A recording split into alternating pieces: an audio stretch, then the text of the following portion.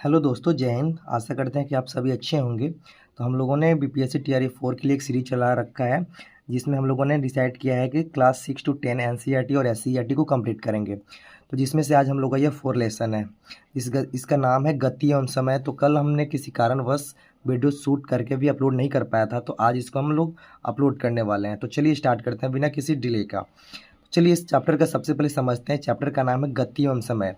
तो अपने आसान भाषा में समझते हैं कि मोशन मतलब गति का मतलब होता है मोशन और समय का मतलब होता है टाइम। तो अपने आसान भाषा में समझते हैं कि गति क्या होता है। गति का मतलब होता है कि अगर कोई वस्तु समय के अनुसार अगर अपने स्थान में परिवर्तन करता है, उसे हम लोग गति कहते हैं। मतलब कोई भी वस्तु है समय के साथ साथ अपने स्थान को बदलता है, उसे हम लोग गति कहते हैं। और समय तो हम लोग परिचित है समय से क्या होता है। तो सबसे पहले इस चैप्टर में जो मोस्ट इम्पॉर्टेंट हम लोग वही देखेंगे। बिना किसी काम का हम लोग कोई भी टॉपिक को कवर नहीं करेंगे। तो चलिए हम लोगों ने क्या इसमें पढ़ना है, इंपॉर्टेंट हाईलाइट हम लोगों ने कर रखा है। तो चलिए हम लोगों ने यहाँ पे एक चीज़ देखा है कि लिखा है कि घड़ियों की कार्य विधि कभी जटिल होता है, परंतु घड़ियों में आवर्त गति के उपयोग से ही समय समापन होता है।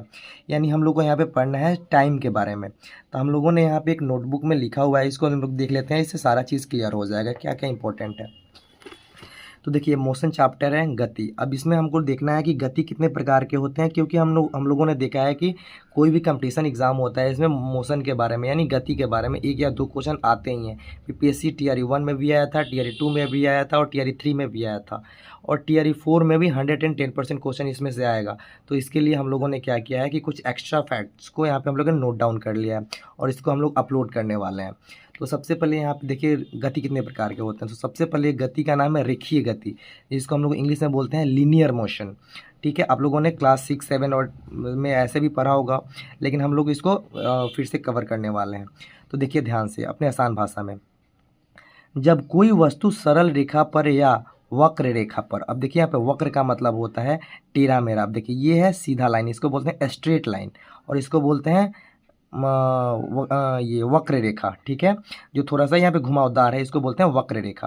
तो यहाँ पे लिखा है डिफिनीशन, जब कोई वस्तु सरल रेखा पर या वक्र रेखा पर गति करते हैं इसे हम लोग रेखीय कहते हैं। अब हम लोग एग्जाम्पल ले लेते हैं। सपोज कि क्या करते हैं हम लोग, बंदूक से निकली हुई गोली, अगर हम लोग गोली चलाते हैं तो बंदूक से निकला हुआ गोली क्या करता है, एकदम सरल रेखा में जाता है।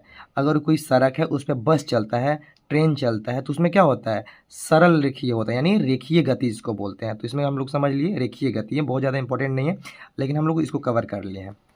अब यहाँ से इंपॉर्टेंट पॉइंट आता है सबसे इसके बाद आता है 2 नंबर पे वृत्तीय गति।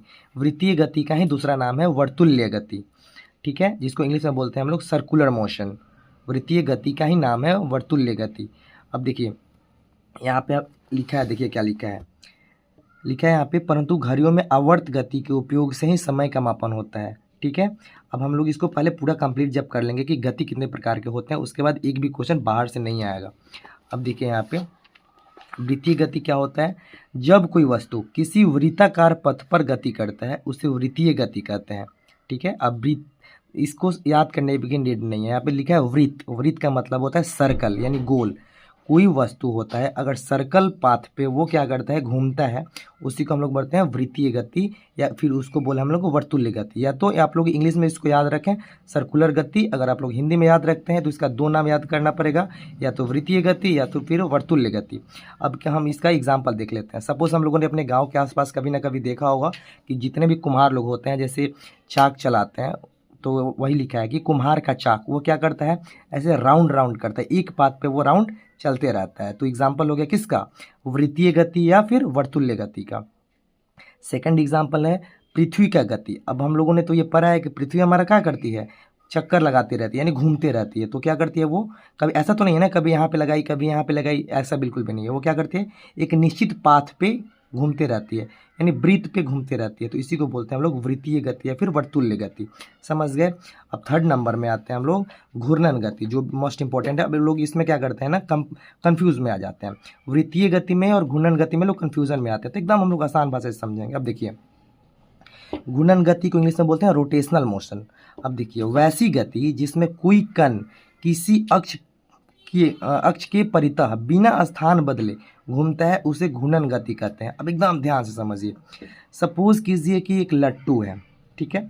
अब वो क्या करता है, लट्टू यहाँ पे हम लोग नचा दिए, उसका जो नीडल है वो क्या करता है, बीच में आ जाता है। उसके बाद वो क्या करता है, सर्कल सर्कल घूमते रहता है, यानी उसका एक जो केंद्र है, सेंटर है, वो फिक्स है। अब देख लीजिए एग्जाम्पल में एक और देख लीजिए, पंखे की गति। अब पंखा क्या होता है, सपोज कीजिए कि ये पंखा है, ठीक है, ये पंखा है। अब ये क्या है, इसका सेंटर है, तो सेंटर इसका फिक्स है, उसके बाद ये क्या करता है, घूमता है। तो जिसका सेंटर फिक्स रहता है उसी को बोलते हैं हम लोग घूर्णन गति, यानी एक सेंटर पे नाचता है। अब हम लोगों ने देखा होगा कार होता है, ठीक है, कार में क्या लगा रहता है, पहिए यानी व्हील लगा रहता है। वो क्या करता है, उसका सेंटर फिक्स है, उसके सेंटर में वो क्या करता है, घूमते रहता है। उसी को बोलते हैं हम लोग घूर्णन गति या फिर रोटेशनल गति, यानी रोटेट करते रहता है। तो अगर एग्जाम्पल में आ जाए, देखिए इसमें क्वेश्चन कैसे बनेगा बीपीएससी में। अगर क्वेश्चन में आ जाएगा कि गाड़ी में लगे हुए पहिए की गति कौन से गति में हम लोग उसको एक्सेप्ट करेंगे, या कौन से गति में आता है, ऑप्शन दे देगा वृत्तीय गति, घूर्णन गति, दोलक गति, तो हम लोग कन्फ्यूजन में आ जाएंगे। तो हम लोग को याद रखना है जिसका सेंटर फिक्स हो, अपने सेंटर के अक्ष पे वो अगर रोटेट कर रहा हो तो उसको हम लोग बोलते हैं घूर्णन गति। और वृत्तीय गति में डिफिनीशन क्या है, वृत्तीय गति में वही डिफिनीशन है कि ये एक पथ पे नाचता है लेकिन उसका सेंटर फिक्स नहीं है। अब ये क्या है, पृथ्वी अपने वृत्त पे नाच रहा है, लेकिन यहाँ पे घूर्णन गति में क्या है कि उसका सेंटर क्या है, फिक्स है। पंखे की गति, गाड़ियों के पहिए की गति, लट्टू, ठीक है, ये सब क्या है, घूर्णन गति। अब हम लोग 3 पढ़ लिए, क्या क्या, रेखीय गति, वृत्तीय गति और घूर्णन गति। आप लोग बिल्कुल भी इसको नोट डाउन करने के चक्कर में ना लगे, हम लोगों ने इसको मेहनत करके अपने टीम से करा के इसको नोट डाउन करा लिया है। बस आप लोग टेलीग्राम पे ज्वाइन कर लीजिएगा, इसका लिंक हम डिस्क्रिप्शन में डाल देंगे, वहाँ पे आप जाकर डायरेक्ट इसको ज्वाइन कर सकते हैं। सारा मटेरियल आपको फ्री ऑफ कॉस्ट, 1 रुपया भी आपको पे नहीं करना है, मिल जाएगा। अब देखिए अब क्या है, आवर्त गति। आवर्त गति को इंग्लिश में बोला जाता है पीरियोडिक मोशन, ठीक है, पीरियोडिक मोशन, आवर्त गति। आवर्त का मतलब पहले हम लोग समझते हैं। आवर्त का मतलब होता है टाइम, जिसको बोलते हैं समय, अपने आसान भाषा में बोलें समय या फिर टाइम। अब देखिए हम लोग अभी क्या पढ़ रहे हैं, हम लोग पढ़ रहे हैं साइंस। तो साइंस में क्या होता है ना, कोई कोई टेक्निकल वर्ड होता है। अब जैसे क्या होता है ना, गति हो गया, आवर्त हो गया, इसको हम लोग क्या करना, अपने आसान भाषा में समझना होगा, अदरवाइज ये क्या हो, थोड़ा सा तो डिफिकल्ट लगता है कि आवर्त क्या होता है। अगर अपने आसान भाषा में समझे तो इसको क्या बोलते हैं, टाइम बोलते हैं, समय बोलते हैं। अब देखिए क्या होता है, वैसे गति जिसमें कोई कण अपनी गति को एक निश्चित समय अंतराल के बाद दोहरावे उसे आवर्त गति कहते हैं। अब देखिए यहाँ पे कंफ्यूजन कैसे होता है क्रिएट। आवर्त गति में क्या होता है कि कोई अगर वस्तु है उसका एकदम टाइम फिक्स है कि इतना टाइम, 1 सेकेंड भी इधर उधर नहीं होगा। टाइम अगर जिसका कंप्लीट होगा वो एक पूरा सर्कल लगा देगा, जैसे सूर्य के चारों ओर पृथ्वी का चक्कर लगाना। अब हम लोग तो ये जानते हैं कि जो हमारा पृथ्वी होता है वो घूमते रहता है, रोटेट करते रहता है, किसका, सूर्य की परिक्रमा करते रहता है।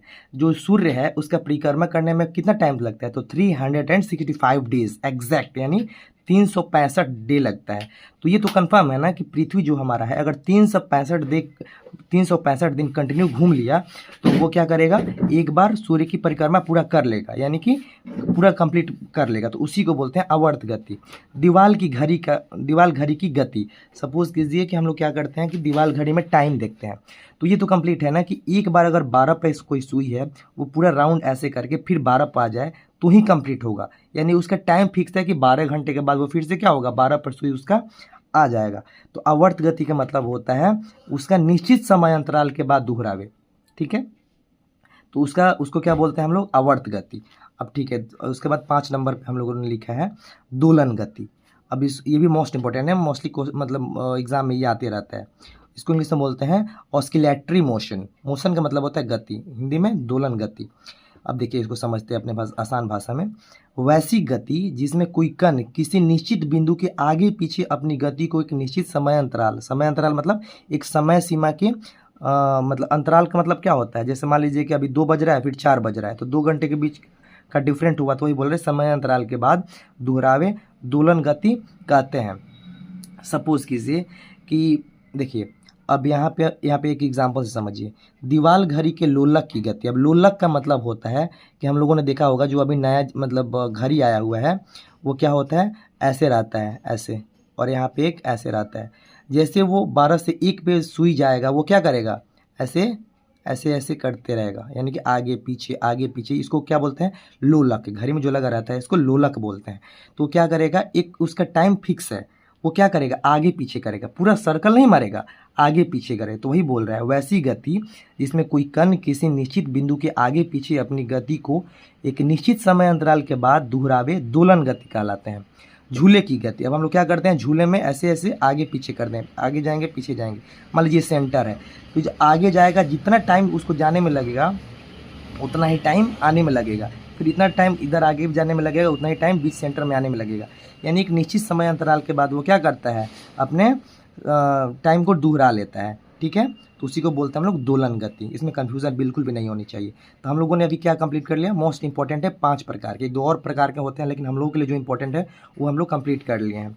ठीक है, तो हम लोगों ने क्या पढ़ लिया अभी, गति और समय के बारे में। तो गति कितने प्रकार के होते हैं, तो मोस्ट इंपॉर्टेंट जो है 5 प्रकार के हम लोगों ने कंप्लीट कर लिया है। अब इसमें देखिए, इस पेज में एक इम्पॉर्टेंट है समय का मात्रक। ठीक है, अब देखिए यहाँ पे समझते हैं, लिखा हुआ है समय की मूल इकाई सेकेंड है। अब यहाँ से डायरेक्ट क्वेश्चन बनेगा कि समय की इकाई क्या है, तो सेकेंड है। यानी समय का जो होता है टाइम, उसका सबसे छोटा यूनिट क्या है ये बताइए, टाइम सेकेंड। सेकेंड से भी कोई छोटा होता है, नहीं होता है। जिसको हम लोग किस चीज़ से प्रतीक करते हैं, सूचित करते हैं, सिंबल क्या है, एस। एस जहाँ लिखा होगा वो किसका है, सिंबल किसका है, तो समय का। ठीक है, समय के बड़े मात्रक मिनट तथा घंटा होता है। अब सबसे छोटा सेकेंड, उससे बड़ा मिनट, उससे बड़ा घंटा। ठीक है, अब चलिए यहाँ पे लिखा है चाल। चाल मतलब होता है स्पीड। वो तो पता है, सपोज़ कि हम लोग को कहीं जाना है तो अपना, मान लीजिए अगर हम टहल के जा रहे हैं, दौड़ेंगे तो उसका स्पीड बढ़ जाएगा। कोई गाड़ी चला रहा है वो तो एक्सलेटर से स्पीड बढ़ा लेंगे, तो उसमें कोई ज़्यादा समझने वाली बात है नहीं। चाल यहाँ पे दिया हुआ है। अब चलिए देखिए, हम लोग पूरा टॉपिक को कंप्लीट नहीं करेंगे, जो हमारे लिए इंपॉर्टेंट है, जो एग्जाम की दृष्टि से इंपॉर्टेंट है, वही हम लोग कंप्लीट कर रहे हैं। तो आप लोग ऐसा मत सोचिएगा सर ये पेज छोड़ दिए, इसमें नहीं करा है, क्योंकि हम लोग के लिए वो इंपॉर्टेंट नहीं है। हम लोग बस वही कवर कर रहे हैं जो हमारे एग्जाम की दृष्टि से ज़रूरी है। नहीं तो फिर ऐसे करेंगे तो हम लोग बहुत ज़्यादा टाइम लग जाएगा, उसमें कोई फ़ायदा भी नहीं होगा। हम लोग बस एग्ज़ाम में क्वेश्चन जो आता है वहीं से हम लोग देखते हैं, और 6 to 10 हम लोग कंप्लीट करेंगे। और आप लोग एक बार प्लीज़ बिलीव करके देखिए, क्योंकि मैंने जो फर्स्ट वीडियो डाला था उससे प्रूफ भी किया था कि सारे क्वेश्चन कहाँ से आते हैं, और उसका प्रूफ भी दिखाया था कि क्वेश्चन कहाँ से आते हैं। इसलिए हम लोगों ने ये 6 to 10 NCERT और SCERT करने का पहले डिसाइड किया है। आप लोग बस बिलीव कीजिए, और नोट्स का भी लिखने की ज़रूरत नहीं है, बस उसको प्रिंट आउट करा के आप लोग याद करते रहिए। उसके बाद सारा हम कराएंगे, आप लोग को बस मेहनत करना है। अब देखिए यहाँ पे एक लिखा है, किसी वस्तु द्वारा इकाई समय यानी 1 घंटा या 1 मिनट या 1 सेकेंड में तय की गई दूरी को उस वस्तु का औसत चाल कहते हैं।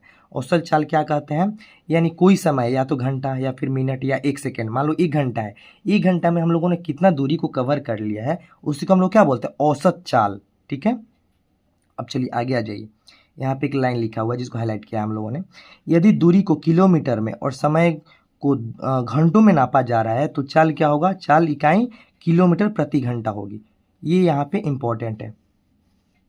यदि दूरी को यानी डिस्टेंस को हम लोग किलोमीटर में और समय को किस में कन्वर्ट कर रहे हैं, घंटों में। अब समय को बहुत चीज़ों में कवर किया जा सकता है, जैसे सप्ताह में, महीने में, साल में, लेकिन नहीं।